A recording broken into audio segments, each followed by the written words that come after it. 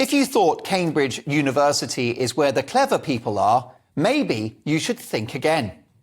Students there have voted to support a transition to a solely vegan menu across its catering services. It's ironic that undergraduates at one of the most revered seats of education on the planet haven't done their homework. Surely higher education is about assembling the facts, gathering data, and reaching an informed conclusion.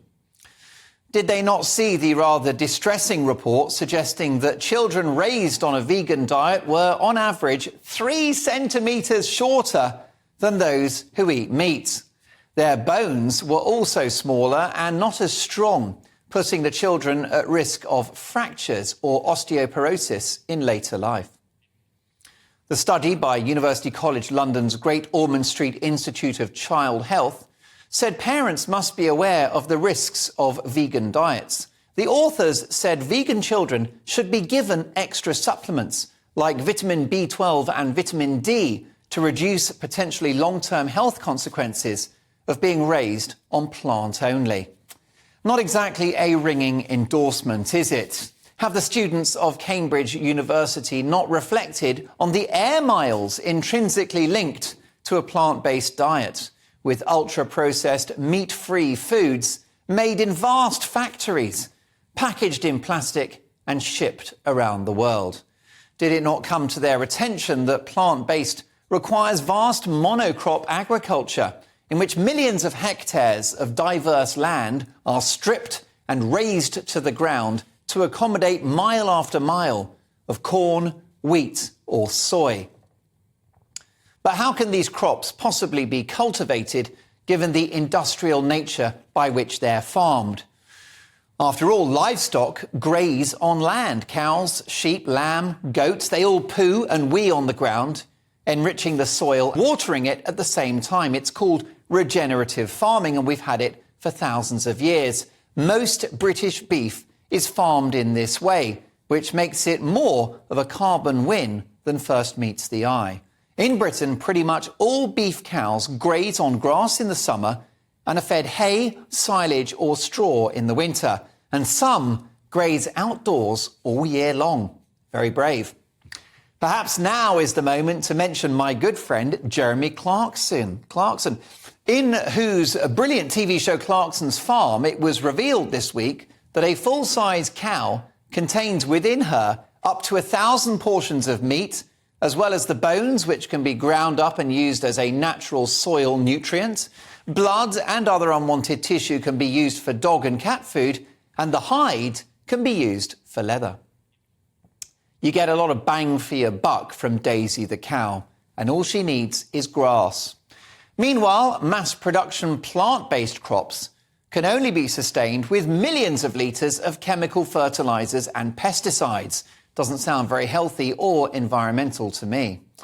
What about the nutrient value of plant-based? Are meat-free burgers and vegetarian sausages, are they really the answer, considering that they are largely composed of water, industrial seed oils and soy?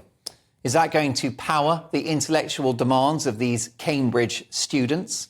Good luck with that. Particularly given the fact that plant-based protein is less bioavailable, which means it's not as easily absorbed as animal products. And alternative proteins like pea protein do not contain the full complement of so-called amino acids. In other words, they're not a complete protein.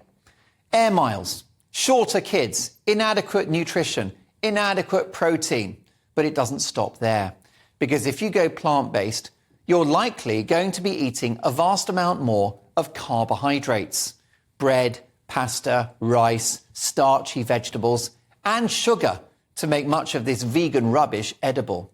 Why is this a problem? Well, because excessive carbohydrate consumption has been linked by the likes of NHS GP Dr. David Unwin to obesity and type 2 diabetes.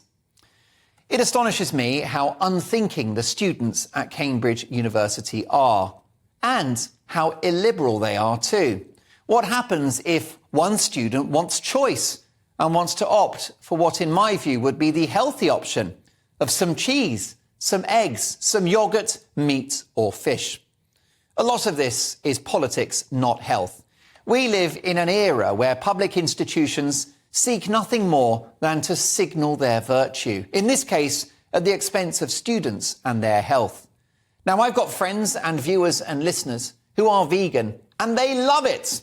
Good luck to you, no problem. But I'm sorry, in my view, the health case for plant-based does not stack up. And I worry for the future of children and our young people who are being increasingly coerced into this deeply inadequate form of nutrition. We've been eating meat for millennia, and if we pursue this plant-based experiment, I predict the next generation will be sicker, fatter, sadder, more tired, and frankly, malnourished. Perhaps that's the way the state and the pharmaceutical industry would like it. Who knows? But there is a clear agenda among administrators and politicians and corporations to stop us eating meat based upon debatable science. And after the horror of vaccine mandates, once again the authorities are trying to decide what goes into your body, this time via our dinner plate.